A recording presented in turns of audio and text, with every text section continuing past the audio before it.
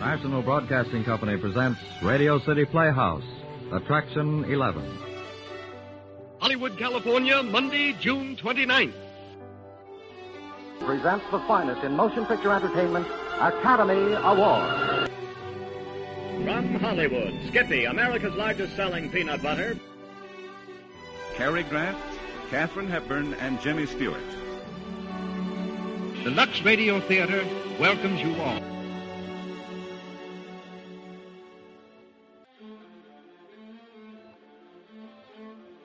Hello everyone, and welcome to Drama and Theater, brought to you by Dwayne Old Time Radio. Before we get to today's drama, if you enjoy what I'm doing, let me ask you to subscribe to my channel. Subscribing is 100% free, and you will receive notifications on new posts. This week we air our newer series to the podcast, NBC University Theater. This one is titled Number One, their third episode, August 13th, 1948.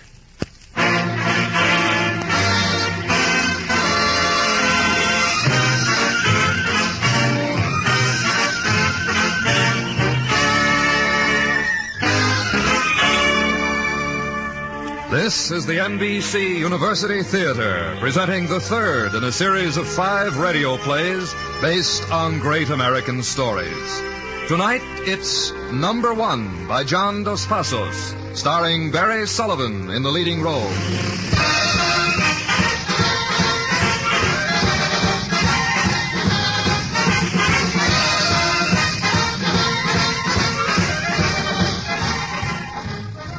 Representative Homer T. Crawford of Texarkana made news today as he threatened to call on his followers in the Every Man a Millionaire movement to march on Washington. While the leaders on Capitol Hill were bitter in their criticism of Representative Crawford, Toby Spotsworth, Crawford's private secretary, claims the Every Man a Millionaire movement is growing from day to day. Mr. Spotsworth says, Room service. Room service. Say, where's that ice I ordered? And the soda. Okay, make it snappy. Toby, man, what's the idea of telling me to meet you in a Washington hotel room, huh? In this kind of weather.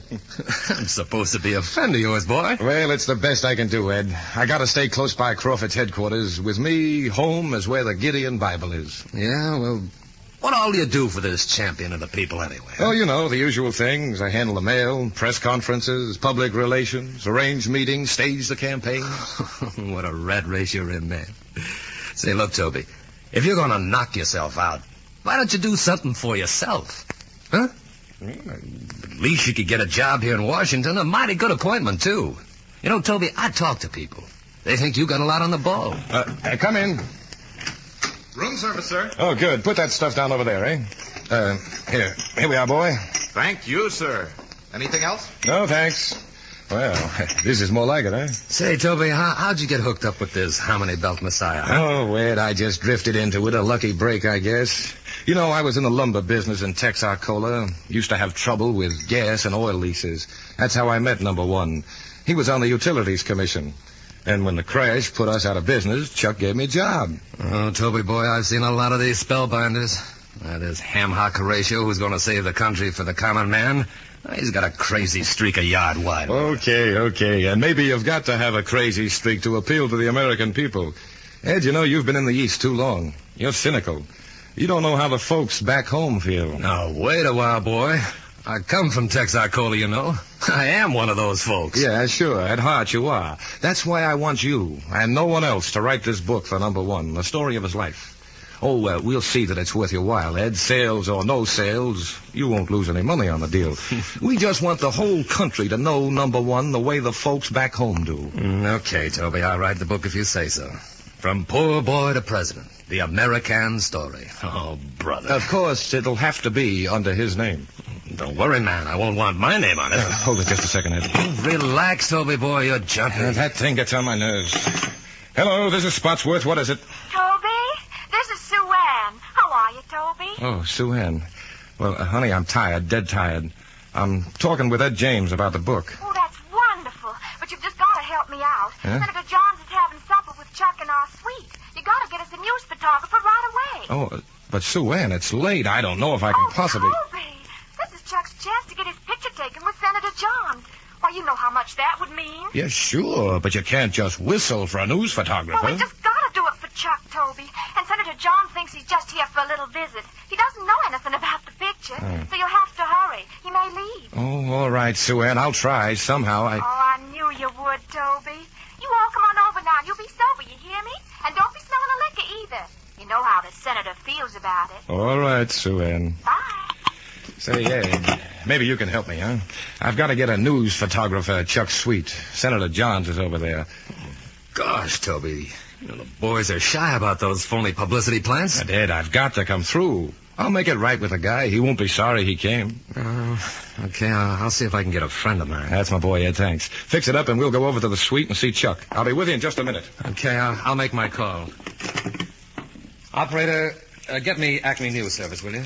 Oh, and Ed, before we go, well, Sue Ann, that's Chuck's wife. Yeah? She thought that, there's a bottle of mouthwash here in the bathroom. You know, the senator's dead set against drinking. Yeah, well, I'm not going to kiss him, Toby. I'm sorry I didn't bring my sense in. Hello, Acme. Let me talk to Joe Kleinfeld, will you? Yeah, Joe Kleinfeld.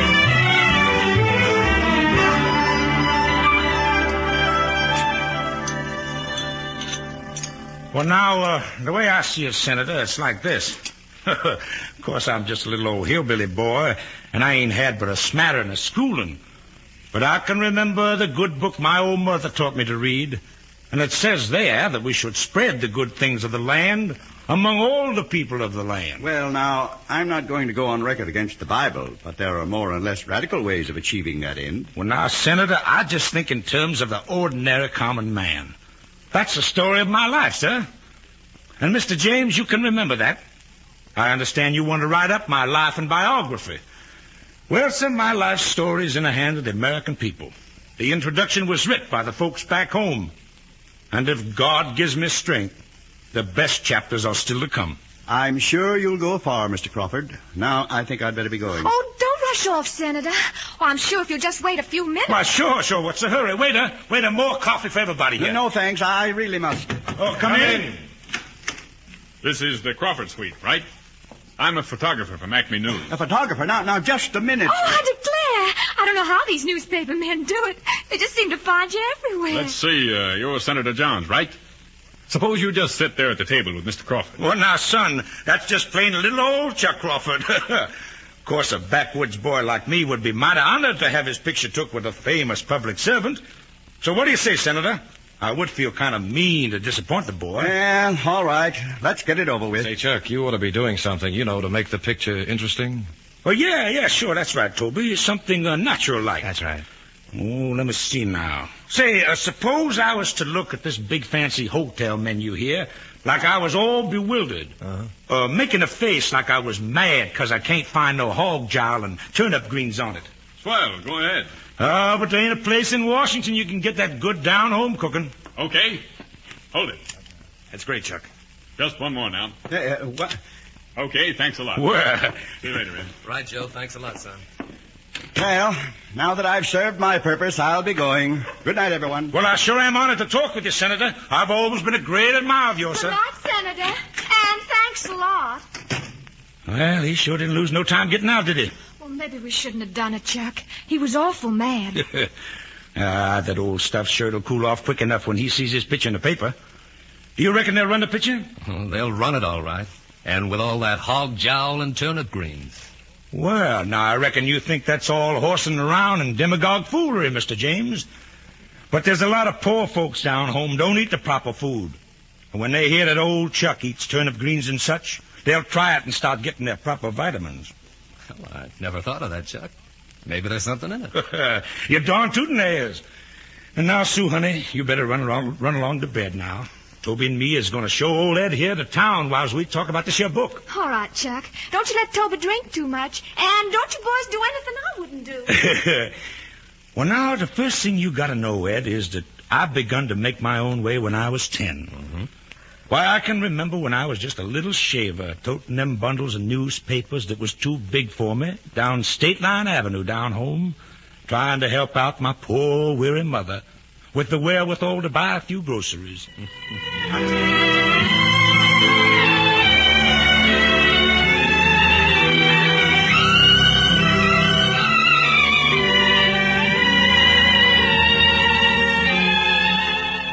Well, sir, after my pappy died, I left the state university to look after my mother.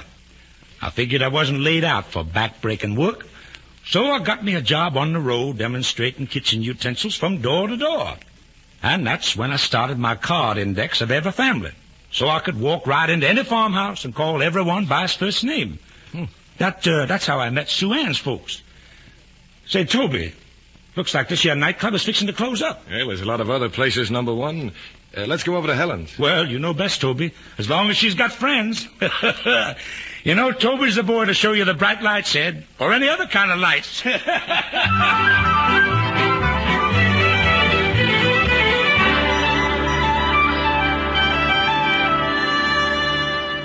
Well, sir, Sue Ann helped me study law in my spare time, and I set up an office. And then I run for county road commissioner, and Sue Ann and me drove around with the kids to see the folks I've been friendly with. And them folks elected me, Ed, and ain't let me out of public service since. Yes, sir, they had me on the State Utilities Commission and elected me to Congress. Oh, I had lots of favors offered me, Ed. But you can ask anyone, son. My record's as clean as a hound's tooth. And say, where's Toby gone off to? Gosh, I don't know, number one. I've just been listening here. Hey, honey. Honey, where's that fellow we come in here with? I guess he got drunk and went to sleep, Mr. Crawford. That's Toby for you. But I ain't sleepy yet, baby. Well, you want another drink, Mr. Crawford? There ain't no Mr. Crawford here, girlie. Just plain little old Chuck. And I reckon we're through talking, so let's forget the drink. Huh? Why, Mr. Crawford. I mean, little old Chuck. Oh,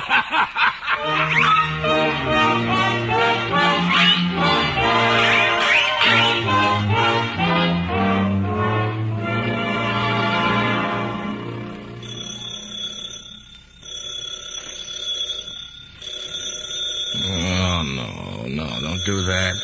Stop it. Oh, well. Hello. Hello, what is it? Toby, this is Sue Ann. Sue Ann?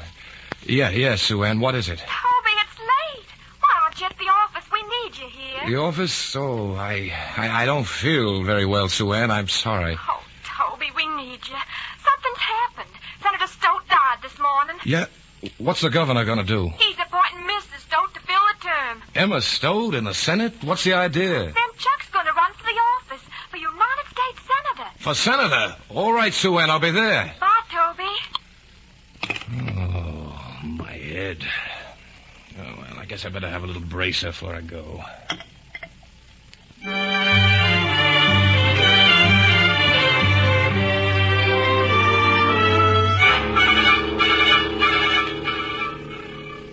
In Texarkana, the political temperature is hotter than the weather, as rival candidates Chuck Crawford and Clyde Galbraith battle for their party's senatorial nomination, which in Texarkana assures certain election. No one knows yet which candidate Governor Steve Basquette will endorse, but his endorsement may decide the election. Meanwhile, Crawford is stumping the state in circus style, rallying his every man.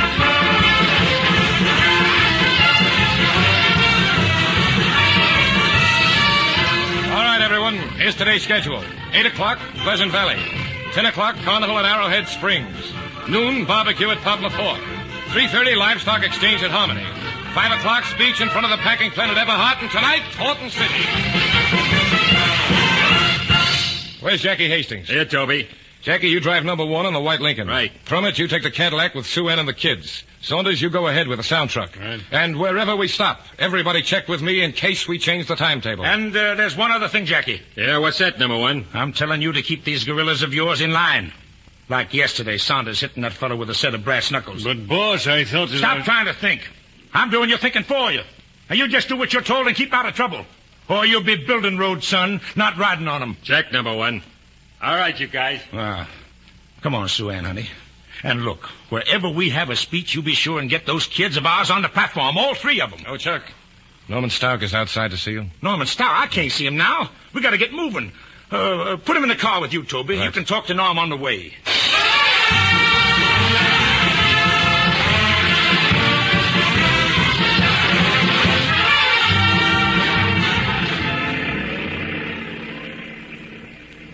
I've been watching your boy, Toby. He's a comer.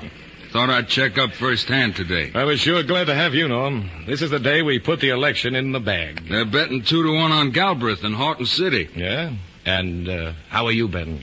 Well, you know that note we were talking about? $5,000 for campaign expenses?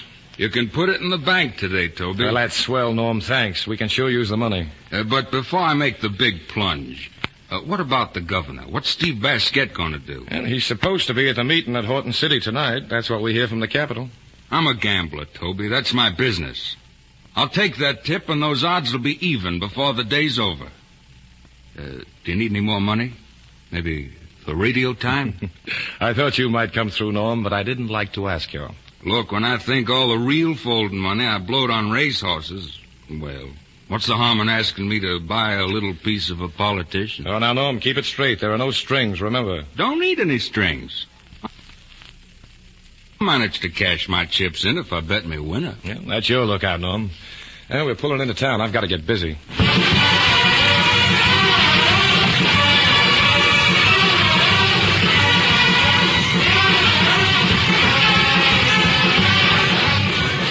Okay, Toby. Did you check them index cards? Yeah. The big, heavy-set fellow is Frank Goudet, dairy farmer, strong party man. Local committee man is Waldensberger, a barber. Waldensberger. He would have a name like that. Yeah. A fellow named Fredericks, seersucker suit and big cigar, see him. Local leader of Every Man a Millionaire. Okay. Look, check on Sue Ann and the kids. Make sure the crowds can see him. Boy, what a jerk, what a town this is. These rubes can't even build a decent platform.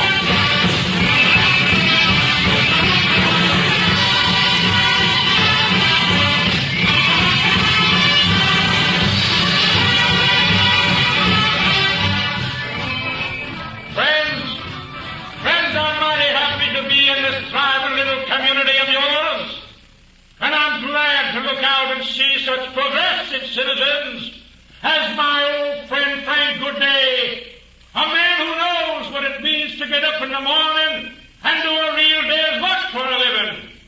And there's Mr. Waldensberger, who's taken time off from his busy barber shop to do his duty as a good citizen. And Mr. Fredericks, who's got the vision to see the trend of the Every Man a Millionaire movement across the nation. Oh, it's folks like these and towns like yours.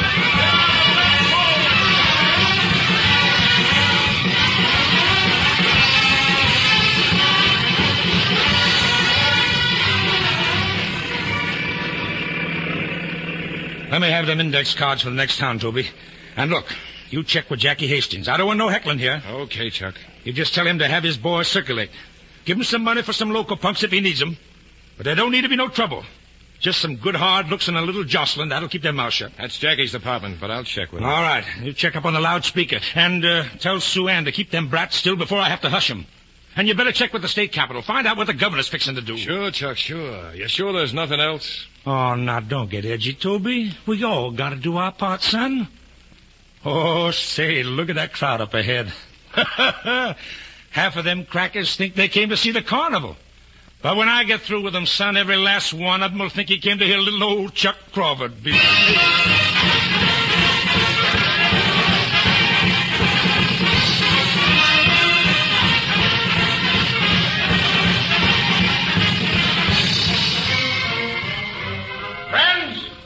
Friends, I didn't come here today to ask you to elect me to the United States Senate. To tell you the truth, I ain't got the high-tone education for the job, nor the bank of money to put up appearances. But I want to ask you to do a favor for your old friend Fatty Galbraith. Now you take a man that fat and put his snout in the public court, and he's up to ruin his health. Chuck, here's a telegram from the governor. Why, Fatty Galbraith ain't got the chance of a satellite cat in the region where him and his money-changing friends is going to go. Now, ain't that the truth now? I got to see you, Toby. I got to see you behind the platform. What's the matter, Chuck? We've been double-crossed. We got to move fast. Oh, friends, you've heard a lot of lies. But all I'm trying to do, with the help of you decent, God-fearing people, is to save the home and the little white church where we gather together on the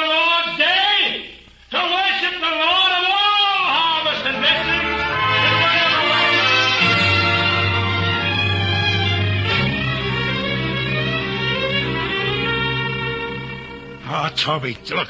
Everything's shot to pieces, and it's all up to you. Chuck, what's the matter? Why, that telegram you brought. You should have looked at it. It says Governor Basket is too busy to come to the meeting at Horton City tonight. What's gone wrong, son? Well, after all, as the governor, he may have work to do. Work nothing. He's fixing to endorse Galbraith after all. Oh, the big, fat, dirty, double-crossing toad. And if I don't get Steve Basquet's endorsement, I might just as well pack up and go home right now. But Galbraith is rat poison to Steve Basket, Chuck. Rat poison can be sweetened up so anybody'll eat it, son. Oh, look, Toby, look, I ain't never asked you before. But what'll Jerry Evans do for you? Well, Jerry and I have been friends for a long time. Yeah, but what'll he do for you? Look, Jerry means a lot to the governor. And Steve wouldn't be where he is if it wasn't for Jerry. Jerry's a businessman, Chuck. You know that. Jerry doesn't like to do something for nothing. Well, you can't make an omelet without cracking a few eggs. I don't like it, Chuck. Oh, look, I know he don't trust me, but he trusts you, Toby. You're his friend, Toby. Call him up. He can still see Governor Basket. All right, Chuck. I'll try.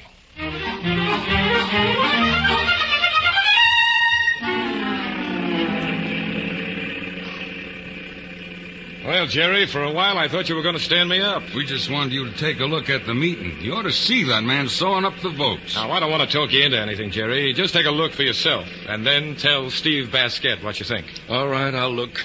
But does this jaybird of yours have to go around putting these fool notions in people's heads? Oh, he's all right, Jerry. A man's got to cut up a little to get to the voters. There's some things in this man's country you can buck, and some you got to ride out. We'll be there in a couple of minutes. Will they let us through to get to the ballpark, Toby? Norm, I just thought. Stop here a minute. Stop the car. Oh, sure, Toby. Well, what's the matter? Hey, what's wrong with you? I don't feel so good. Look, maybe we can just stay here, huh? We can hear the speech on the car radio, not get messed up in that crowd. Say, what is this, Toby? I thought you all loved the common. Oh, Jerry, have a heart. It's just that, well, I don't think I can stand another crowd. I'm sorry, kid. You're really sick. I tell you what, we'll drive past the meeting after a bit, Jerry, and you can see the size of the crowd. I'll turn on the radio for the speech. I'm all right, Jerry. Just upset for a minute, a little worried, a little tired. I'm trying to destroy what our forefathers built up. And I say to you, friends, yes, and I say to those enemies, it's a lie. Oh, here, wait, let me take this coat off. Let me get this necktie loose. I declare I can't stand these store clothes, and those lies make me hot under the collar. Everything we have here in this country is founded on the home. And right here and now, I'm going to answer the lies of my opponents. If any one of them folks ever seen or heard me do, or say some you can feel it yourself, Jerry. You know he's going to be elected. Well, I wish they'd No one ever said I couldn't recognize a fact. Folks, what do you think I came over for today? That's fine, but what about the governor? Couldn't he really be committed to Galbraith? Steve? No, he's just sitting on the fence, waiting to see which way to jump. Well, what do you say, Jerry? Are we going to see him? All right, turn that thing off. Let's drive back to the airport. We'll fly over and see Steve.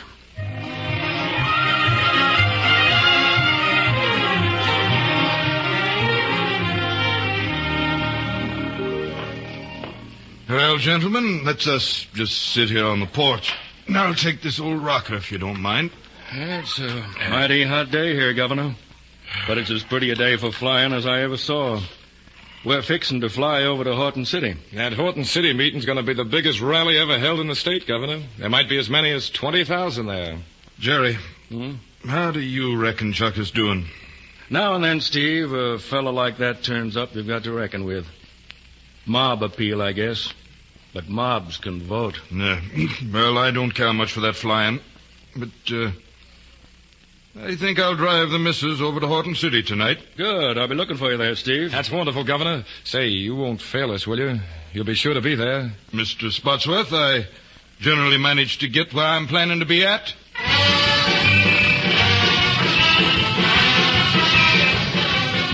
Say, Jerry, let's just stand here in the doorway, huh? It's too hot in the hall the way I feel. What's the matter? Aren't you sure yet it's all sewed up tight? Oh, it's sewed up all right, Jerry.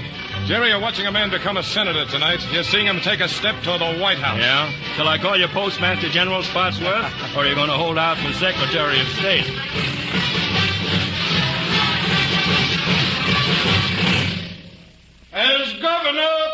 this greatest democratic state in the Union, I present a man who is worthy of your support.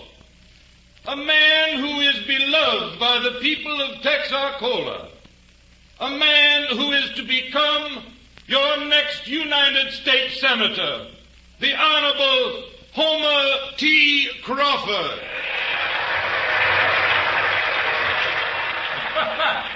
Well, thank you, Governor, thank you. But this here ain't really the Honorable Homer T. Crawford. No, sir, this is just little old Chuck Crawford. Yes, sir, that you folks are sought out to honor by your own free will.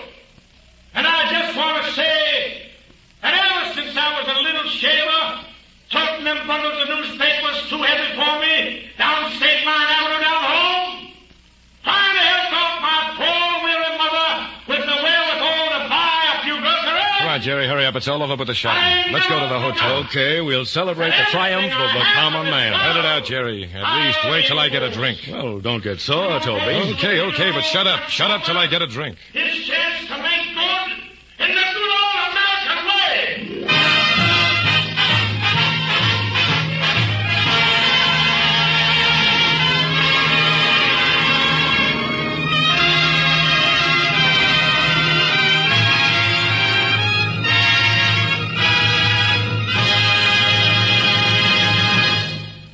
You are listening to the NBC University Theater, starring Barry Sullivan in a one-hour dramatization of the John Dos Passos story, Number One.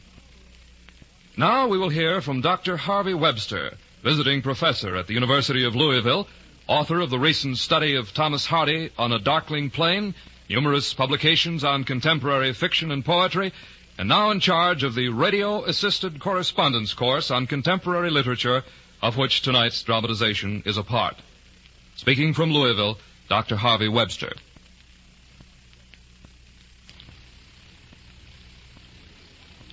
It is a fine thing that the University Theater of the Air is presenting John Dos Passos' Number One, for this dramatization may call the attention of more readers to one of the best and least appreciated of contemporary American novelists.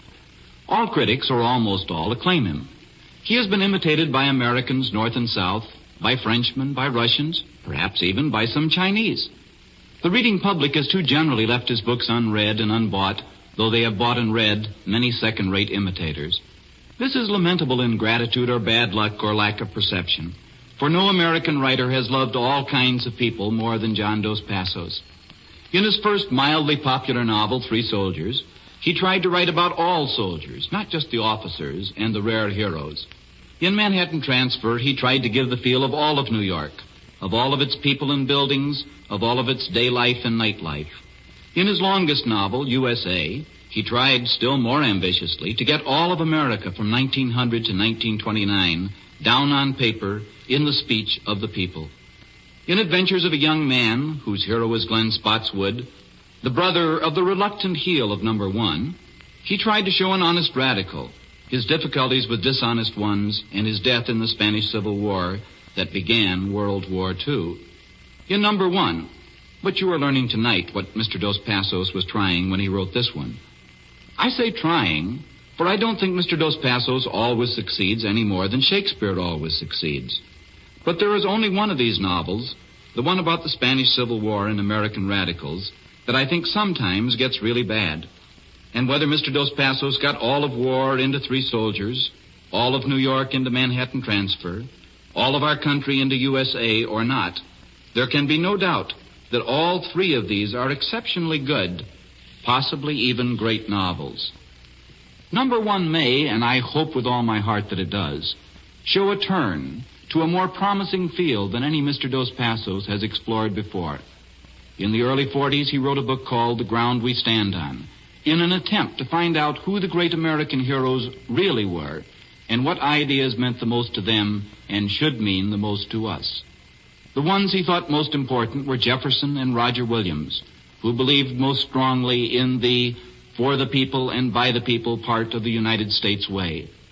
Mr. Dos Passos wrote Number One because he thought men like Chuck, who were unscrupulous, and men like Tyler, who let themselves grow cynical, endanger government for the people and by the people, and make government of the people too easy.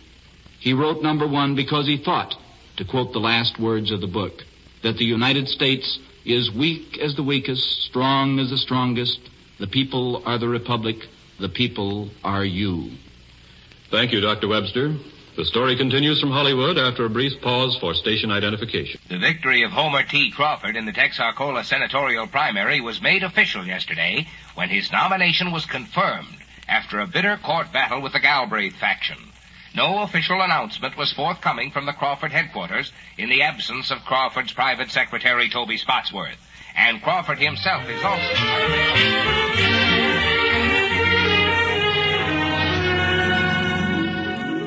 Here, Toby. Here, drink some more coffee. Go ahead, try. Careful, Toby. You're spilling it. Here, let me hold it. I'm sorry. Thanks, Sue Ann. Right. Toby, where's Chuck? Chuck? I don't know. Oh, someone said something about celebrating at the Coronado Club. You know, Norm Stouck's Roadhouse. Oh, but he hasn't been home. Oh? Well, Norm has an apartment there upstairs over the nightclub. He might have stayed there. Toby, I want you to go out there. Get a hold of Chuck. I've got to see him. Yeah, sure. But what's wrong, Sue Ann? Anything with the election? No, it's certified all right, but it cost a lot more money than we reckoned. We got to make a big loan somewhere fast. Well, Chuck's probably working on some kind of a deal. There's some deals you can't afford to make, Toby. Oh, I get worried sometimes. Awful worried. So many things can go wrong. All right, I'll find him, Sue Ann. And please, don't you worry. I wish that I could... Well, things will come out all right. They'll be all right.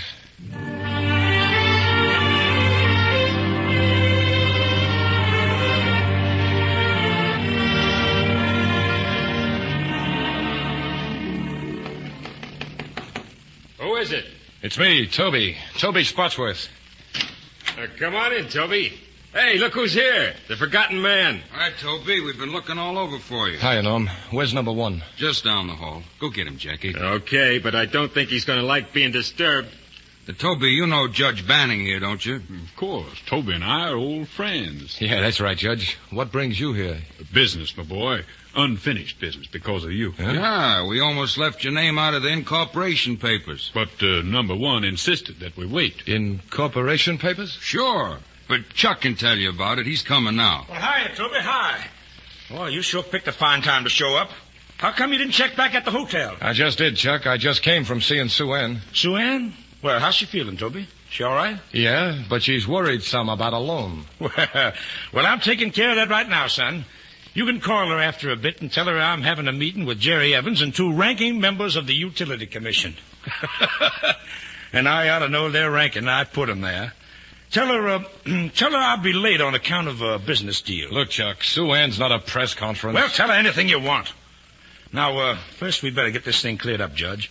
Jerry Evans will be here any minute now. Well, very well. I'll review these papers for Toby. No, don't review them papers. When you start with all them legal terms, it makes it sound fishy. Just bring them up to date. Well, it's like this, Toby. Yeah? The State Utilities Commission, of which I'm chairman, has decided to lease the oil rights of certain sections of the state parks to private companies. Yeah. In return for a cash advance and royalties. Uh-huh. Now, Chuck here suggested that we form a stock company to buy those leases. Oh. It's called the Struck Oil Company, with Norman Stouck as president and you, Toby Spotsworth, as vice president. Me? The whole thing's drawn up and signed except for your signature. Right here, the papers. So go ahead, Toby. Let's have your little old John Henry. You see, I wanted to put you in as an officer instead of me, son, just to keep things on the up and up, you know. Here, sit down, son. Now, just sign your name on the lines marked with X's. Oh, all right. Let me see this one. Yeah. There we fine, are. Son. Now, the leases have all been made out to be transferred to Jerry Evans. So, just add your name to this assignment. Say, maybe I'm not thinking very fast, but where does Jerry Evans come in? Well, it's simple, Toby. Our friends on the Utilities Commission turn over the leases to your Struck Oil Company. Uh-huh. Your company turns them over to Jerry Evans. He'll dig the oil wells, and the people of the state will get their rightful royalties. You see? Nobody loses a thing. Yes, sir. It's as clean as a hound's tooth, Toby. Of course, when your company transfers the leases to Jerry Evans, you'll make a profit, and that's natural enough. Mm-hmm. With that profit, you're going to buy shares in the Everyman a Millionaire Corporation that we're forming. However, I won't have a thing to do with the corporation. That's all up to you boys. Naturally, however, the corporation will finance my political activities, thus enabling me to continue to serve the welfare of the people of the state. It's me, Jackie. Open up. Okay, Jackie, come in. Here's Mr. Evans, boss. I brought him right up like you said. Is everything all set? Well, sure, Jerry, just like we said. And say, you got here just in time, too.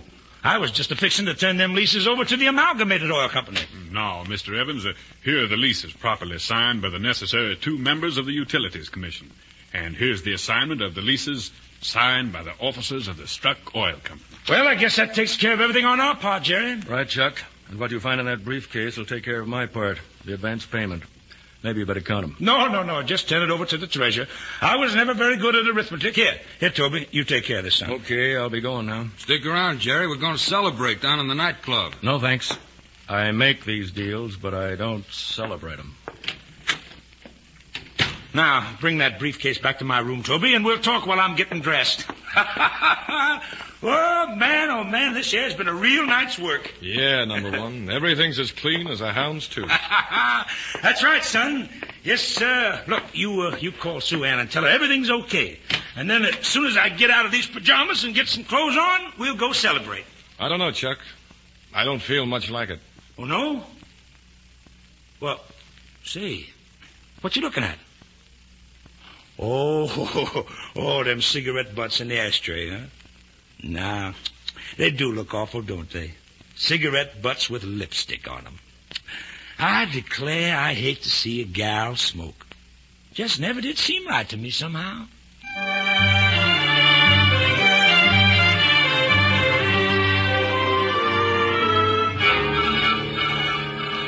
According to gossip, the Honorable Homer T. Crawford is nursing a black eye and wounded pride today as a result of a midnight scuffle at the Swank Coronado Club.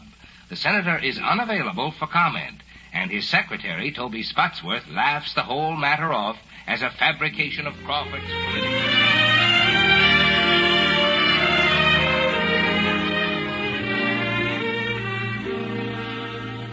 It's all so mean, Toby. So shameful mean. Sometimes I don't hardly see how I can go through with it. Look, Sue Ann, I'm tired. I'm tired of seeing people covering up, threatening people, begging favors, cleaning up messes. I'm just about through with all of this. Chuck needs you, Toby. You've always been a team. We all need But I tell you, I just can't take anymore. You think you're the only one? You think no one else ever feels that way? You think I like this? Oh, I'm not the crying kind, Toby. No, I know you're not, Sue Ann. I don't know what I'm thinking of, crying. When I talk to you, I'm ashamed of myself. I like it, Sue Ann. I want you to cry when you talk to me. No, you take it easy, Sue Ann. I'll handle things. Oh, Toby. Sue Ann. Sometimes I wish... Sue Ann, listen to me. Oh, no, it's no use. I've got to go. I've got to get some rest. You know, sometimes it's so hard to sleep.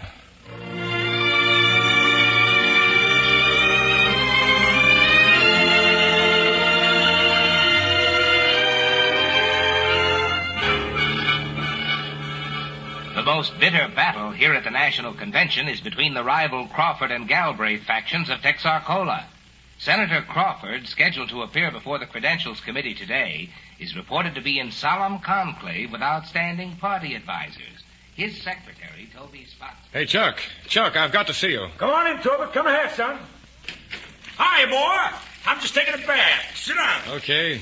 Ed James and I have just come from seeing Bruce Slater, you know, the president's fair-haired boy. We figure he's about half sold, Chuck. If he says the word down in the Credentials Committee, we're in. If he says thumbs down... nuts to that. He better not mess with me, son. You just wait till he hears my speech to the committee. Hey, look at that, Toby. Look at that, will you, son? 3 months off the booze and my pot belly's gone. Oh, boy. Shove over that bath mat, Toby, and hand me a towel, will you, son? Say, Chuck, that speech will tell the story one way or the other. Yeah, it's a mighty good speech you wrote me, Toby. Real scholarly. But it don't sound much like number one. Why, there ain't a hillbilly word in it. Oh, now, look, Chuck, this is no camp meeting. They're expecting you to put on a circus act. So why not fool them, eh? Huh? By golly, boy, you're right. Those highfalutin liberals think that I'm just white trash, born under the dark of the moon. Well, sir, if it's book learning they want, I'll throw it at them.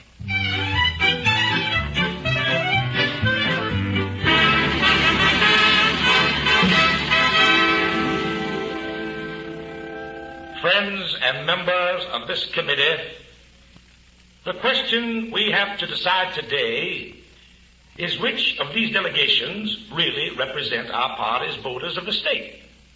And in our state, that means all the voters. In these times, no faction has the right to seek its own ends. Anyone who would seek an answer based on any concept except the welfare of his party and his nation is a traitor. He's got him, Toby. Look at him. They were nation. expecting a clown. Yeah. I've got to go, Ed. I've got to get out of here. I've got to get some air. Don't you even want to hear your own speech, then? It's his speech now. Everything he touches becomes his. Okay, but... Well, I've got to say, I got to report this thing, Toby. Okay, Ed. But I got to go before I pass out. Will act upon them without fear or prejudice.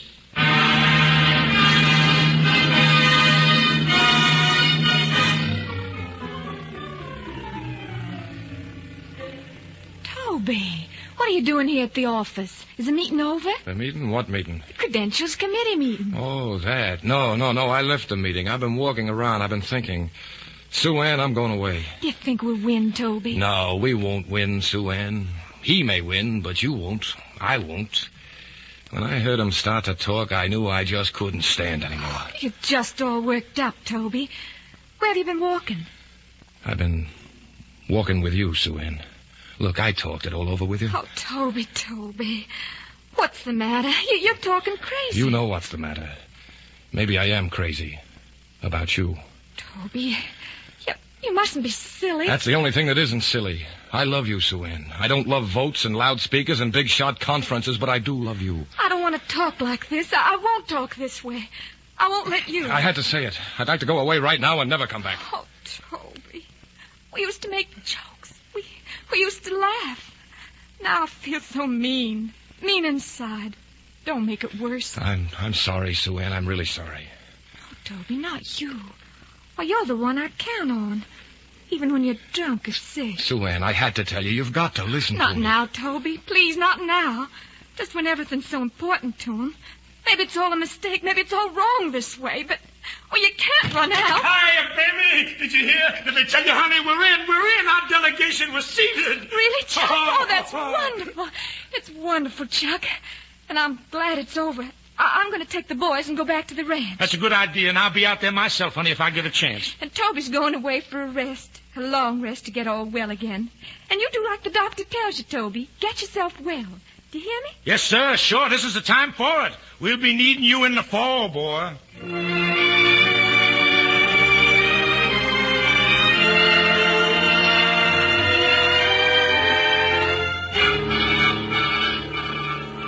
There were new developments today in Washington in connection with the Texarkana State Park oil scandals. Homer T. Crawford, elected Texarkana senator 6 months ago, claims the whole thing is a political frame-up.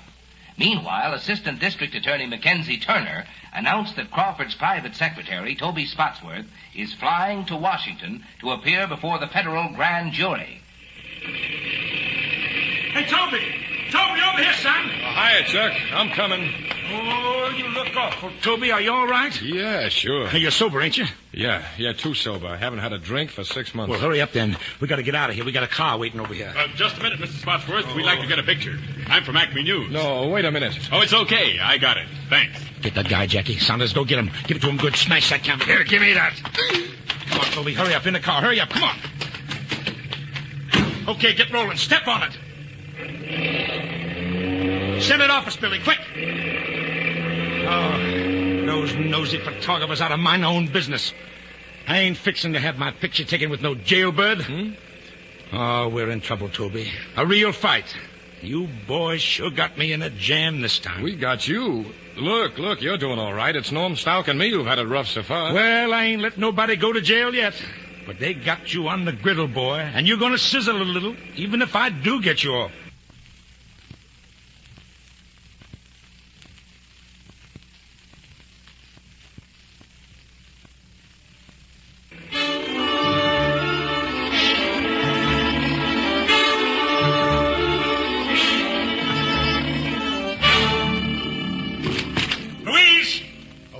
Yes, that's Secretary Louise! Yes, Mr. Crawford. I'm here in Mr. Spotsworth's office. Okay, you better stay there. We got some straight talking to do, but send out and get some coffee for Toby. Black coffee. Yes, sir. Oh, no. Now you got to pull yourself together, Toby. That grand jury hearing's in an hour. Oh, this here is your lawyer, Toby, Mr. Grossman. How do you do? The pleasure is mine, Mr. Spotsworth. Your friend, Judge Banning, has asked me to assist you in this little difficulty. Oh, man, what a day. And I got to fly to Atlanta to make a speech tonight. Oh, you're sure giving me a lot of trouble, boy. Now, this assistant district attorney seems to be very ambitious. But I'm sure we can find a solution. Oh, we'll all get tarred up some. There's no use kidding about that. We'll all get tarred up. But it don't need to do no harm. Oh, man. You sure look like a wreck, Toby. And I thought you were off the booze. I have been, Chuck, but this thing has got me down. Now, Toby, you've always been a drinking man. It's a shame, but it ain't no use trying to cover it up. And everyone knows a soak's memory is weak. Why, I wouldn't be surprised if you can't remember a thing. Chuck, why can't I just tell the story I did at the investigation down home? The profits of the organization, my share of them, were put in my name through loose bookkeeping. This here ain't down home, Toby. Well, Norm Stout just told them that his money from the corporation was in payment of a loan, and it was the truth, too. They ain't through with Norm Stout yet. And he can't prove that loan unless he can find that canceled check. And Toby, he ain't going to be able to find it. But, Chuck, how do you plan Toby, you couldn't hardly put anything past a man like Norm Stout. What he did was to throw a lot of wild parties, get you drunk, have you sign papers you couldn't even read, papers by the yard. Why, I wouldn't be surprised but what the big business interests put him up to it. Norm Stout is on the level, Chuck. He's a friend of mine. Folks can say that a man in my position shouldn't associate with a hopeless streaker. But after all, there ain't no harm in being a little soft-hearted. No, sir, I ain't never let a old friend down yet. But look, Chuck, Oh, what's the use? Well, now, look, I got to get back to the hotel. I got to get ready to go to Atlanta for that speech tonight. Chuck, when are you leaving town? Oh, now, don't you worry, Toby. Don't you worry. I'll see you before I go. We're with you all the way on this, son. Good luck, boy. Good luck. Mr. Spotsworth, there's a long-distance call for you in your office. Oh, thanks. I'll take it in there. I'll be back in a minute, Mr. Grossman. Hello, this is Toby Spotsworth. Hello, Toby. This is Sue Ann. Sue Ann. Oh, Sue Ann, where are you? The ranch, Toby. Are you all right? Sue Ann, let me get another connection. I can hardly hear you. Not that, Toby. My voice is kind of weak. You see, I'm in bed. Kind of a breakdown, I guess. Doctor tells me I have to rest. But what's wrong, Sue Ann? Chuck didn't say anything to me. He doesn't know, Toby. I didn't want to worry him. Things upset him so when he has to make a big speech. And it's a big speech tonight, Toby. Means a lot to him. Yes, I know, but Sue Ann, you'll be all right, won't you? You rest. You do like the doctor says. You hear me? Oh, Toby. How's everything there? Are you going to be all right? Oh, I don't know, Sue Ann. I don't know how it's going to be here. Oh, but nothing can happen now, Toby. It mustn't. Not when Chuck's gone so far. He says it'll blow over. I'm sure it will, Toby. Yeah, I guess it will. Maybe it's all over now. Sue Ann. I guess I better stop now. Goodbye. Sue Ann. Sue Ann. There's no way to get her back.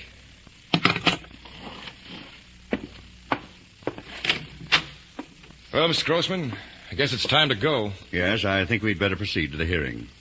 Now, I cannot be with you before the grand jury, but you may demand my advice on legal matters. Uh-huh.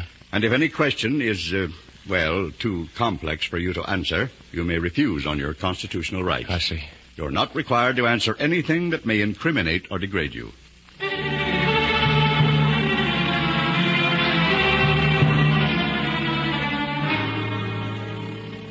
Now, Mr. Spotsworth, you are Senator Crawford's private secretary, aren't you? And so you are thoroughly aware of all his affairs. Well, no, sir. I wouldn't say that. Are you a member of the board of directors of the Every Man a Millionaire Corporation? No, sir. Have you ever been in the past?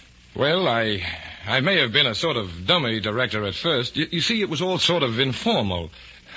I'm afraid I'm not much of a businessman. The Treasury Department has been interested in your informality, hasn't it? Yes. You see, our bookkeeping wasn't of the best. Roughly, what has been your complete personal income for the last 5 years? Oh, I'm afraid I'd have to refresh my memory. How did you keep your accounts when you handled sums of money for Homer T. Crawford? Money? Well, I handled plenty of campaign funds. There you account to the various committees. On January 31st, 1935, did you, as treasurer of the Everyman a Millionaire Corporation, cash a check for $18,506 drawn on the funds of the corporation? Well, I'd have to refresh my memory. When you took that sum from the bank, what did you do with it? I'd have to refresh my memory. Did you hand it to Mr. Crawford? Not that I remember. Answer yes or no. I'm afraid I'll have to stand on my constitutional rights. Did you take the money yourself? No, sir. If such a sum was drawn, it was used for other purposes. What other purpose? Well, political purposes. It would probably be accounted for among campaign funds. It's not accounted for under campaign funds. What do you know about the State Park oil leases? Just what I've read in the papers. Have you ever been in the oil business? Well, sir, in our part of the country, everyone's more or less in the oil business. Do you know anything about transactions involving the State Park oil leases? Well, as I say, the papers... Answer yes or no. I'm afraid I'll have to stand on my constitutional rights. And you claim under oath to the grand jury that you are not an officer in the Everyman a Millionaire Corporation? I do. I am not an officer. That's all? Examination adjourned. Please be here at 2 o'clock with what records you can find. Yes, sir. Thank you.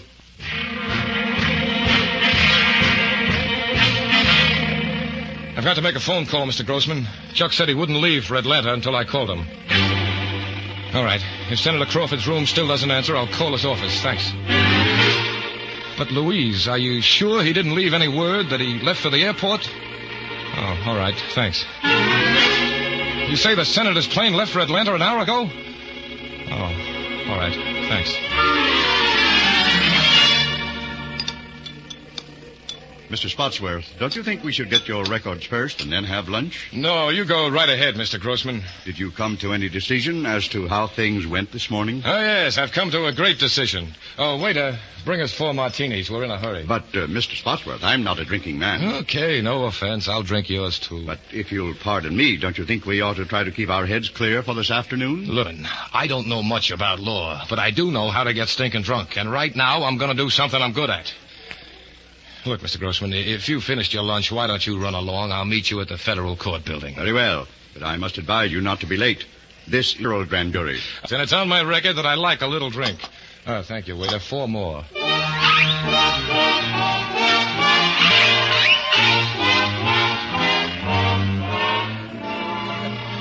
Well, here I am, Mr. Grossman, right on the dot. Do they want me in the grand jury room now? Mr. Spotsworth, you won't have to appear. They voted a true bill. Oh, I won't have to appear? I'm afraid I have bad news for you. The grand jury has indicted you for perjury.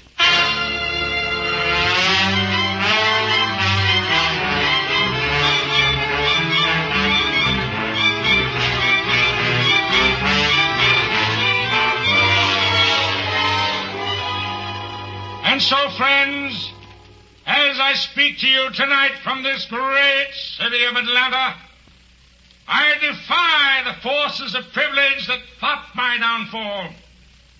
Among my friends and associates, there may be those who have made mistakes through no fault of mine, perhaps through no fault of theirs, perhaps through human weakness and frailty. But I have looked in my heart, and ever since I was a little shaver, toting those bundles of newspapers too heavy for me down State Line Avenue down home, trying to help my poor, weary mother with the wherewithal to buy a few groceries, there is not one thing in my career that will not bear the scrutiny of investigation. But I defy my enemies, and I sound a clarion call to my friends. Toby, are you all right? Huh? Who is it? It's Ed, Toby, Ed James. What's the matter with you? I get a pass key to get here in your room. Oh, Ed. Hey, sit down, Ed. Have a drink. Didn't you answer me, Toby? I've been calling you. Oh, I'm sorry, Ed. I had to take the phone off the hook. I didn't want to be disturbed. You see, number one is making a speech. It's one of the most important speeches of his career. Hey, you be quiet, Ed. Nothing must go wrong with number one's speech. That big double-crossing foolhardy. He has been betrayed by false friends, Ed. Betrayed by false friends he took to his bosom. Turn that thing off. Here, I'll do it for you. Toby, I've been trying to get a hold of you all day. There's a warrant out for your arrest, man.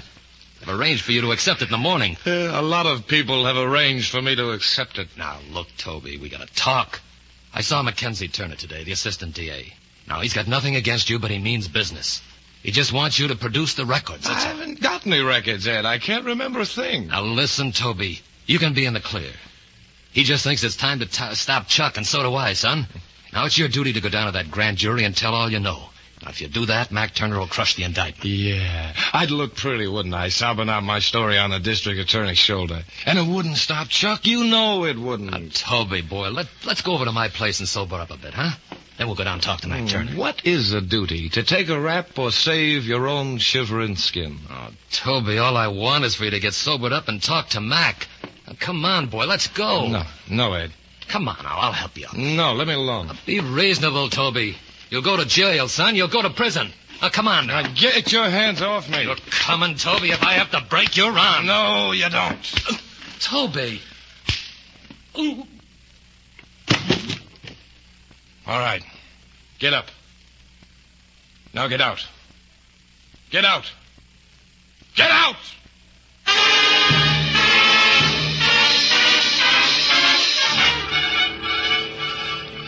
The investigation of Senator Homer T. Crawford's Every Man a Millionaire organization came to an end today with the conviction of Toby Spotsworth, the senator's former private secretary and a former officer of the Every Man a Millionaire Corporation.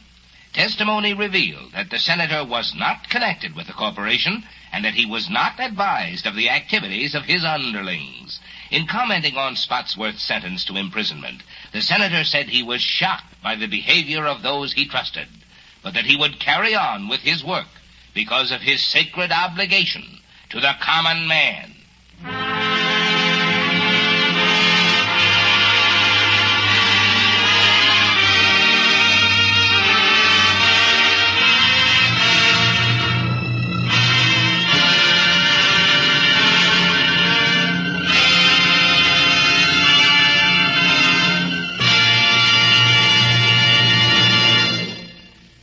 The curtain falls on the third of 5 programs in which the NBC University Theater will bring you radio plays based on great American stories. Tonight, John Dos Passos' Number One, as adapted for radio by John C. Wilson, has starred Barry Sullivan as Toby, with Wally Mayer as Chuck. Barry Sullivan can soon be seen in the Paramount production, The Great Gatsby. Tonight's cast included Marvin Miller, Truda Marson, William Lally, Doris Singleton, Bob Bruce, Ship Menken, Dan Riss, Tom Charlesworth, Frank Gerstle, Ralph Moody, and Charles Seal. Our thanks to Dr. Harvey Webster, author, now in charge of the radio-assisted correspondence course on contemporary literature, for his comments on our novel.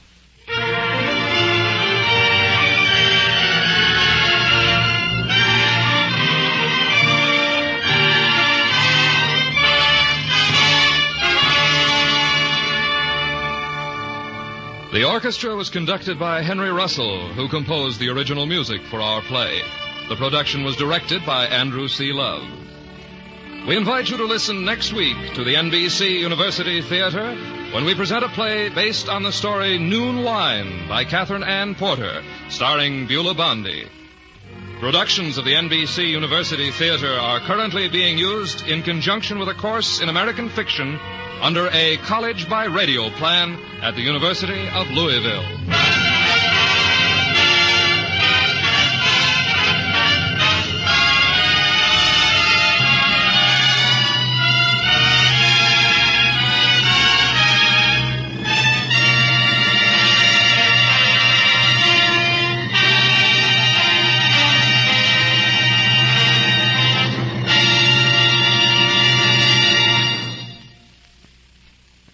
This program came to you from Hollywood.